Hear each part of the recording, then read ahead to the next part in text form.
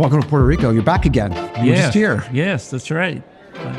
When were you here? Was it February, I think? Yeah, it was in February, but today was a good day to come. It was 35 in Boston this morning. Yeah, no doubt. You know, speaking of Boston, I'm curious of what it was like growing up in Boston during the American Revolution. Can we talk about that? What was that like back in those days? I wasn't there, Okay. I promise you. So, Gary, you ran the family business up until a few months ago. That's right. I want to talk about that. A1. A1. Founded when? Founded by my dad in 1953. Okay. And how the heck did your old man get into pest control? How did you get into it? Yeah. They had mice in the house, my mom and dad, and they hired somebody. And my dad was at home because he had been injured. He was a truck mechanic, and he used to put springs on big trucks. Okay. And he literally broke his back, and he was home recuperating. And they had mice in the house, and they hired a guy that needed help. So he went to work for him, and then decided that he could do that type of job, and went out on his own. My dad worked 7 days a week. Okay. Probably the hardest working guy that I know. You know, that was when you were a kid. You grew up in the 50s? Yeah, I was a kid. I grew up in the business, watched it all, and by the time I turned 13, I had already been, on the job with my dad for 3-4 years, and that's when the state first put in licensing that pest control guys or exterminators at that time had to be licensed. Okay. So they gave a test at the State House in Boston on Beacon Hill. Okay. And I remember with stadium seating, they had 2 levels of licensing, operational and supervisory. Okay. So as a kid at 13, I took the supervisory test and passed. So I had a supervisory license, and I'm probably the longest licensed pest control operator. Can 13-year-olds get licensed now? No. No. All right. So There was not an age requirement at the time. So you got licensed at 13, but what did you do? So did you go right into this business? No, I hated this business. I didn't want anything to do with it. I had been brought up in it, I can remember doing a job, one of the first termite jobs we ever did when I was 13. And we didn't know what the hell we were doing at that point. But it was 90 degrees. It was in May, and the temperature went up to 90 degrees. And I had to dig a trench around this house. I'd never dug a trench in my life. Okay. And the people there had a pool, and everybody's in the pool. I'm sweating my balls off. So, blisters on my hands. Yeah. Yeah. So what it did got better from there. You graduated high school, then what did you do? I went to school for a couple of years, knocked around quite a bit, had all kinds of odd jobs. But by the time I was 16, my dad gave me a route in Boston that I had to do, getting up at 4:30, 5 o'clock, be on the job by 6, sort of thing. Okay. And as a kid, I wasn't real enthusiastic. Sounds horrible. Yeah, it was. It was the last thing I wanted to do. But as time went on, he needed help, and I had just gotten married at the time, and I was working as a semi-mechanic and pumping gas at a gas station in Boston. He promised me that I'd make more money. Okay. At the time, I was making $100 a week and working 11 hours a day, 6 days a week. But he gave me a raise. I got $127 a week and more hours. Okay. So how long did you do that for? Do what? What you were running that route? Running that route? Well, I ran it summers, but then, once I came over, and I've been there ever since. Okay. So you sold A1 to Cobepa, We did. which is a fund that owns a company called Ned Stevens, which That's does right. guttering. How big was A1? How many employees did you have on the day that you sold that business? We were around 80, 82, 85, depends on the day. Yep. You know, out of all the people that I know in the industry, you did something that's similar to some guys, but still relatively rare. You and Jim were out there buying a lot of small companies. And you guys were very successful at that. And you did that all the way literally up until you sold. I mean, you were actually integrating your last acquisition while you were preparing to close on the sale. Two of them. Two of them, of A1. And you did a lot of these things. So how were you guys successful in finding these companies and in doing these deals? Well, we were fairly active in the New England Pest Control Association, and we had a good reputation, and we just sent out letters to everybody that we could find that was in the pest control business, whether they're association member or not. We track them down, send out a letter, and not much follow up, but we got a response almost immediately from one here, one there. Sometimes people would call us 3 years later. I got your letter and I Put it in a drawer. and I hung on and I hung on to it. I wasn't ready then, but I'm ready now. And we bought over 30 businesses over the years. So why did these guys call you and want to do business with A1 as opposed to like an Orkin or somebody else? They didn't want to do business with terminix.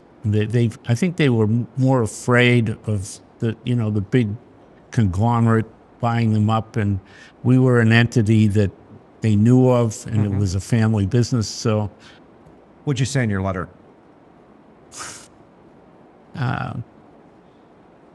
basically, have you ever considered selling your pest control business?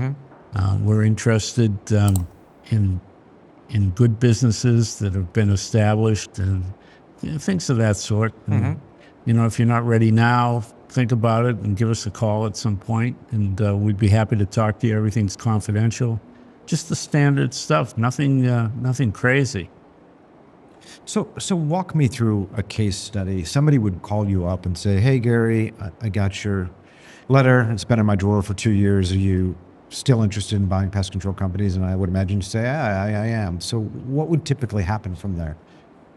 So we talk a little on the phone, then we set up a meeting, and they have a place of business. We want to look at it, find out how many employees they have, and how much business they have, how many actual accounts do they have, both commercial, residential, and then we want to we talk about that and their reason for selling, and it's like some pointed questions like, what do you think that you're looking for in terms of this?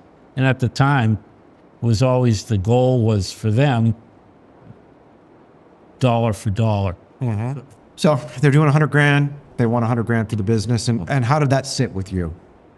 Okay, well, let's talk about it, And often some of their numbers that they told you they were doing were inflated, and we would require them to give us bank statements and give us, whatever information they had, and ask about their receivables and things of that sort.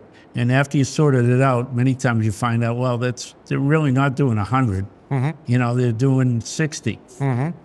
And they've got problems with receivables, and the year before they were doing 70, and the year before that they were doing 80. So, they're on a downward trend, or, but not all of them. Some of them were pretty rock solid, and others, I think of all the businesses we bought, we only took a beating on one. And that's not a bad average. And how did you end up taking a beating? What was the beating like? Initially, we bought out a guy. He only wanted to sell his commercial business at the time. He didn't want to do commercial pest control. So we bought all that, and everything went perfectly. And a year later, he said, all right, I want to get out entirely. I'm going to move to Florida. The next day he got on a plane and he left and gave us a list of these residential customers. Okay. And we didn't get one customer. Not one. No, not one. It was in the wintertime. But did you pay? So you paid him money? We paid him money, but not as much as for the commercial. Okay. And it was probably half as much for the residential because we didn't value the residential as much. You know, You were largely a commercial business. right. And we didn't get one customer. We found out afterwards that he had sold those to somebody else. So we were buying something that was already sold. It's a great idea. Yeah. You just mentioned a second ago that when you would talk to these guys, you would ask them why they want to sell. Yeah. What are some of the responses that you would what did you typically hear?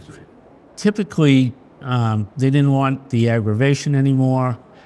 They couldn't handle growth. As a matter of fact, some of them would remove their ads from what was Yellow Pages at the time because they couldn't handle the calls. So smart move, just take your ad out and, you know, it's a good way to grow your business. Did you often employ the sellers, like We've done everything. Okay. If they wanted to stay on, we employed them. If they had employees, we tried to employ them. It was pretty much open. Whatever it took to make the deal, we made it. And we retained, for every other business, almost all the customers. Do you feel like that was a cost-effective way to grow A1? I mean, Oh, absolutely. At the time, you know, we were low on cash. So even borrowing from the bank on a 5-year note to buy a business, if it was doing $100,000 over 5 years, with the interest, it maybe cost us $125,000. All right. But if they're doing $100,000 a year over 5 years, we did $500,000 worth of business. So when you would do a deal, you would buy a company, were you writing a check at the closing table for everything, or you were paying them out over time? How were you structuring the payments? some of them wanted to be paid out over time for whatever reason, I don't know, but they thought that was better for them. Some of them wanted to be paid over 1 year, some over 2 years. Some wanted a third down and the balance and whatever. So it was different for everyone. We never paid 100% cash on the barrelhead. If they wanted that, we always had a holdback, be it 10 or 20%, and they'd get paid overtime in the first year. You know, we had to protect ourselves. Yeah. What was negotiating with these guys like? I would imagine all of them thought their businesses were worth more than they were. Absolutely. You including, right? Yeah. Well, why not? But so what was that like? Mine actually wasn't worth enough for what they paid. Yeah. You may be right. I'm definitely right. Since we sold it, the business has been up on an average of about 15% every month. So, What was it like, though, negotiating with these guys? it wasn't that hard. You know, they had their lofty goals that they wanted, and then so you ask them for their monthly revenue figures, and then you compare that to their deposits, and sometimes you find out that nothing matches, and then you give them a dose of reality. And you know, if they're just desperate to get out, maybe they're sick, maybe they just had enough. It's all different reasons. They want to move to Florida. I mean, we bought a lot of businesses when we virtually had no presence on Cape Cod when we bought our first business, which was pretty much a fire sale. The woman's husband had passed away, and it was March, and he was the only employee, and she had a list of customers. And services were coming up. Services were coming up, and we didn't even have a technician down in that area. So we bought it on a whim and sent somebody down there, and they had to travel back and forth. And after that, you know, we just started sending out letters on the Cape because that wasn't enough. In a short period of time, we had bought 7 businesses. And now We're pretty much the largest on Cape Cod. What year was that where you bought that first one out on the Cape? 98. Okay. And then over what period of time had you bought those subsequent businesses in that area? Within about 4, 5, 6 years, we were able to buy about 6 more, put them all together. Do you feel like in pest control, the best use of an acquisition is to fill in current density or get it? You just proved that you're able to get into a new geography, right? So We did, but, we were lucky too. We just hit it at the right time. It could have been a disaster. Yeah. We could have been stuck with that and No technician, no tech. customers bailing when they find out the guy died. Yeah, so but sometimes you got to take a chance. Yeah. But we didn't take a lot of chances. We were very cautious. What was the largest add-on acquisition you did in terms of revenue? The largest was doing about 800,000. Okay. That was one of the ones you did more recently. That was about 10, 12 years ago. I was thinking you did another one. Was it about, what, 600K? Recently you did one. The last two that we did, we had one that was doing about 400K. That's right, okay. And one that was doing just under 200K. Yeah, we completed those in the last, basically, few weeks just before we sold. Yeah. No, it's a great, you took advantage of some great arbitrage. A little bit. A little bit. So basically, you built that whole acquisition program up over the years by sending out letters to all the different operators there in the state. Did you and or Jim spend much time like wining and dining these guys? Did you take them? Were you taking people out to lunch, or you just send the letters and sit back and wait? No, I remember one time we had done probably about maybe 10 acquisitions, and everybody knew that we were doing acquisitions. And this is a classic. There was a meeting of the New England Pest Control Association around Christmas time. And the subject, and they brought in, they had a couple other guys that were in business as speakers, was doing acquisitions. And nobody had asked us to speak. We had done more than anybody else. So really, I got pissed off, and I made a letter. It was a Christmas letter because it was in red and green, asking people if they want to sell. And there was a dinner meeting, and I put one on every plate. Okay. And we ended up doing 2 acquisitions out of it. From that. From that. Just because I was pissed off. And I don't often get pissed off. Yeah. If we go back into history a little bit, Gary, what year did you officially take that business over from your father? My dad got sick, and he died at 62. Oh, wow. Yeah, he was young. He got came down with cancer, and he was gone within the year. And I had been working the business. Well, I was around 38 at the time, and had been well entrenched in the business. So my mom hung on. She said that she wanted to work one more year, and that her title should be president. She started the business with my dad, and was going to be 1 year. Okay. So 8 years later, she retired. Okay. And was she active in that business during that 8-year period? Yeah, she would come in and give everybody trouble and fire employees, and I'd have to rehire them the next day. Just a lot of aggravation. Yep. Family business is not easy. Yeah. You're always banging heads, and but she retired. At that point, I had been vice president forever, and Jim, our top guy, was already working for us. She wasn't running the business at that point. She had the title, but wasn't running the business. Did you ever have siblings in the business? Yeah, so my brother was in the business at the time.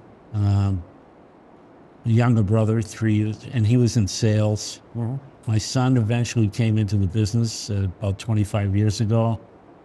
Both my sisters worked in some capacity in the business for short periods of time. So, Your sisters were short-lived. yeah, they would work summers or worked in the office. We were running 3 different branches of the business. We diversified into industrial vegetation control Okay. on all industrial sites, utilities, oil tank farms, anywhere there was weeds growing. So that was a separate division. And then a few years later, we went into lawn care as well. So we had some trucks that were making things grow and some trucks that were Killing it. killing it. And in the vegetation control, we had 4 trucks that were covering a 7-state area with guys on the road for overnights. And then the lawn care, we built that up. And when we sold both of them eventually. The lawn care had about 15 to 1,800 customers at the time we sold it. Why did you get rid of those 2 businesses? So the vegetation control, we were running far and wide, and there was no growth. We had pinnacled. Okay. At the time, I think we were doing about 350, 400,000, and we weren't going to go any further. The lawn care went really well for a while, and then the labor market really tightened up. We couldn't get help, and the equipment being 5, 6 years old with fertilizer, we needed all new equipment. Yep. So we had that looming over us, and at that time, regional and national companies were now getting into the lawn care and driving the prices down. So it just didn't make sense. Who'd you sell it to? We sold it to another. No, we sold it to another local lawn care company. Okay. You guys have a long history, obviously, in the commercial space. What is it about commercial versus residential, and why would somebody choose one over the other? Well, we were always doing both, but the commercial, you know how much business you're going to do every month, 12 months out of the year. Where the residential, if you don't have a program, and when we started, we didn't have programs. It's basically on call. Somebody has bees, somebody has ants. You give them a guarantee, and hopefully they call you back the next year. So, but we were always in demand. If we gave a guarantee or a warranty, as we called it, we stood behind it. People would call us on the last day, because they put it on their calendar. And you'd do it. And we would come back and we would take care of it. So nobody could fault us for saying, no, we're not coming back. We always honored whatever warranty we gave, no questions asked. Now, how was your pricing in the market, your customer pricing versus competitors? My dad had given customers a lot of low prices to get started, and we suffered with that for a long time, but eventually we got those prices up. Now, I'd say we're pretty much at the top. We can charge top price, and nobody questions it. Going back several years, we might have been not at the top, but we were, we did the math. We know how much we had to get an hour to make this work. At the time in which you sold the business a few months ago, what was your commercial versus residential breakdown? Roughly. Right now, we're probably 65-35 residential versus commercial. If you were at the helm of that business for the next 10 years, would you focus on residential or commercial, or both? I would focus on both, because you need both. There's too much seasonality to the business in New England. Other companies, I see them focusing on almost entirely on residential. That's probably most companies, right? A lot of them, and they have layoffs. But the problem is everybody has to be licensed. And if you lay off your employees, and when you need them mid-March, and they've gone elsewhere, where do you go? So we've always kept everybody on, and we needed the commercial to make sure everybody kept busy. And right now we're selling a lot of high-end commercial work. A lot. Did you have residential techs doing commercial work then in the winter? Yeah, we always trained, them both on residential and commercial. Okay. And so you guys, I guess, on the residential side, were you doing quarterly treatments up there? Or triennial? We started years ago with quarterly, and then we went down to 3 times a year. We call it our pest prevention plan. So basically, I'm guessing you weren't doing a residential service in December, January, February? Correct. Yeah. Got a foot and a half of snow on the ground. No one really cares about pest control. And were you billing that on a service charge basis? So initially, when we had a quarterly program, we would bill it on a as each service was done. Yep. When we changed over to the pest prevention plan, where it's 3 times a year, we made the error of charging for the full year at one time, and that didn't go over well. What happened? It went over fine when you sold it, but when you went to renew it, They didn't want to pay that again. they didn't want to pay it again. So then we went to charging for each service, and we've had tremendous retention. And what about doing it on a monthly basis? We don't have the need for monthly. I'm not talking about monthly service. I'm talking about like the credit card charges on a monthly basis. Did you ever We never did that. No. We didn't want the extra bookkeeping. So you just want to avoid the hassle of monthly. I got it. Did you do any sort of pre-billing after that snafu of trying it? Did you do any like payment in advance for the whole year for any of your services or no? Probably the only one we were doing things for was Centricon, where initially with the Centricon, which is a baiting system, Yep. it started out that we would be doing 7 or 8 services. And then it went down to, You're saying you install the bait station and you have to come out 7 or 8 times a year to check it. right. And as the technology progressed, it went from like 7 or 8 down to 4, Quarterly. down to 3. Now it's always and now active. it's 1. Yeah. Would you charge service charges when you were coming out 7 or 8 times a year to No, check it, or you would just one charge it charge. once a year? Okay. 1 charge. So maybe it was $300 for the year. And it's still $300 and we're only doing 1 service. Yeah, and it's so much more profitable now for pest control operators than it was 20 years ago. It is. You know, prior to the baiting system, everything was drill and treat, liquid treatments. And I can tell you, for 25 years, I did every termite job there was. I drilled more holes.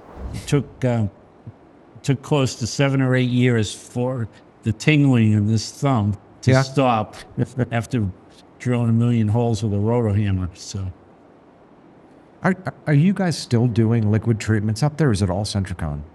it's a 99.9% Centricon. So even if you go out to a home and there's an active termite infestation, you would just use Centricon as a Just Centricon. Yeah? And it works. It works. We were skeptical going back 20 odd years ago when it first came out. Yeah. And it absolutely works. We hardly have a retreat ever. I know there's a lot of companies that'll use Centricon for preventative, and then they'll do a liquid treatment if there's an active colony there. But I am seeing people move to just doing the baiting. That's it. That's it. But Massachusetts isn't a termite heavy area. Like it is not the same as like the Southeast, for example. Probably not, but we do enough. After your long career, Gary, like for some of these younger guys out there in their 20s and 30s doing what you did, or attempting to do what you did, you know, what are some of the big pieces of advice that you can give to young CEOs in the pest control space? If you're dealing with customers, don't overpromise. Okay? And if you give any kind of a warranty or a guarantee, honor it. That's the worst thing you can do is, that the customer calls you and you blow them off. So when you're talking about don't overpromise, make sure you set low expectations. I guess that's what every man should do when he gets married, right? Like set the expectations super low. But you're saying set very achievable expectations with the customers, because I think you're right. A lot of guys will go out there and kind of promise the world. Well, the to get biggest the sale. The biggest problem that customers have today is they have mice, particularly in the commercial accounts. The mice get in, they get established. It's the most difficult problem we have today due to resistance to the rodenticides and restrictions on the rodenticides. It's horrendous. Okay. Well, listen, Gary, I love the fact that you're back in Puerto Rico. I appreciate you sitting down with me. It's good to be here. We'll be on the boat tomorrow. Sounds good. Awesome. Looking forward to it. As am I.